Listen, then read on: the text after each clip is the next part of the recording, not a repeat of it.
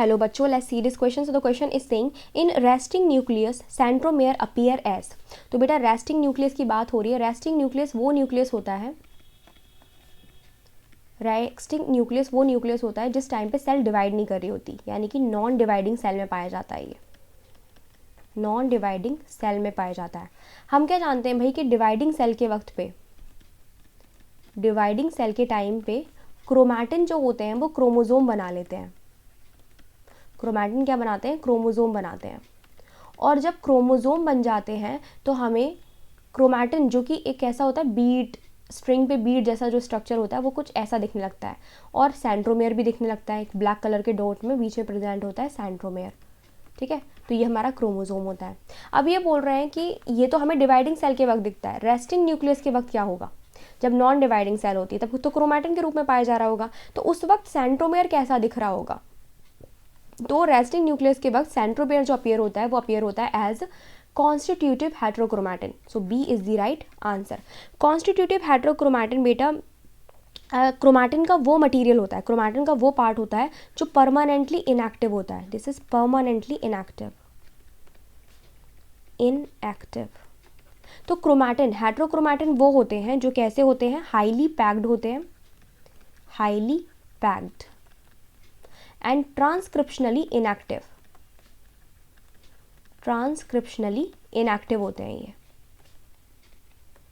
ठीक है, तो अब ये ट्रांसक्रिप्शनली इनएक्टिव जो है वो हमेशा नहीं होते हैं. ठीक है, क्या होता है, एक कॉन्स्टिट्यूटिव वाले तो ट्रांसक्रिप्शनली परमानेंटली इनएक्टिव रहते हैं, लेकिन कुछ कुछ फैकल्टेटिव हेट्रोक्रोमैटिन ही प्रेजेंट होते हैं. ठीक है, कैसे? फैकल्टेटिव हेट्रोक्रोमैटिन ही पाए जाते हैं जो कि क्या होते हैं, ये भी हेट्रोक्रोमैटिन है, यानी कि ये हाईली पैक्ड होते हैं, ट्रांसक्रिप्शनली इनएक्टिव होते हैं.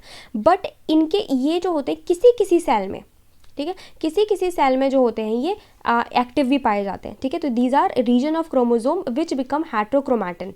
ठीक है, जो हेट्रोक्रोमैटिन जाते हैं इन सम सेल्स, जैसे कि X chromosome in female. X chromosome in female somatic cell. Somatic cell.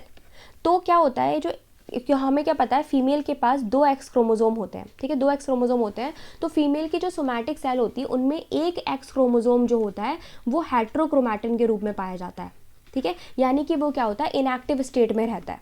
लेकिन ये हमेशा इनएक्टिव स्टेट में नहीं रहता, ये टेम्पररी होता है इनएक्टिव स्टेट में. ठीक है, जर्मिनल सेल में क्या होता है, ये एक्टिव स्टेट में पाया जाता है. लेकिन सोमैटिक सेल में ये कैसा पाया जाता है, हेट्रोक्रोमैटिन जो होता है हेट्रोक्रोमैटिन के रूप में पाया जाता है, यानी कि ट्रांसक्रिप्शनली इनएक्टिव होता है, क्योंकि इसके पास ऑलरेडी एक एक्स क्रोमोसोम प्रेजेंट होता है जो उतना अमाउंट ऑफ प्रोटीन बना देता है, तो दूसरे की जरूरत नहीं होती है. ठीक है, तो ये फैकल्टेटिव हेट्रोक्रोमैटिन होते हैं. लेकिन ये सिर्फ फीमेल सोमैटिक सेल में पाए जाते हैं. जो परमानेंट पाए जाते हैं वो होते हैं कॉन्स्टिट्यूटिव हेट्रोक्रोमैटिन. और यही कॉन्स्टिट्यूटिव हेट्रोक्रोमैटिन जो होते हैं जो हाईली पैक्ड होते हैं. ठीक है, जब क्रोमैटिन क्रोमोसोम में बदलता है तो ये सेंट्रोमेयर बना लेते हैं. क्या बना लेते हैं? सेंट्रोमेयर बना लेते हैं, यानी कि सेंट्रोमेयर वाले पार्ट में कॉन्स्टिट्यूटिव हेट्रोक्रोमैटिन ही पाए जाते हैं. ठीक, तो ये हमारा राइट आंसर हो जाएगा. सी हमारा रॉन्ग हो जाएगा. ए यू क्रोमैटिन भी हमारा रॉन्ग हो जाएगा. यू क्रोमैटिन जो होते हैं बेटा ये क्रोमैटिन का पार्ट होता है. ठीक है, ये क्रोमोसोम का जहाँ पे क्रोमैटिन पाए जा रहे होते हैं ये उसका पार्ट होता है, तो यहाँ पर प्रेजेंट होते हैं ये. यू क्रोमैटिन वो क्रोमैटिन होते हैं जो क्या होते हैं, ट्रांसक्रिप्शनली एक्टिव होते हैं. न्यूक्लियोलस नहीं होगा बेटा. न्यूक्लियोलस क्रोमोसोम, न्यूक्लियस में पाए जाने वाला वो रीजन होता है जहाँ पे आरएनए की सिंथेसिस होती है, तो ये भी नहीं होगा. The right answer is constitutive heterochromatin. I hope आपको समझ में आया होगा. Best of luck.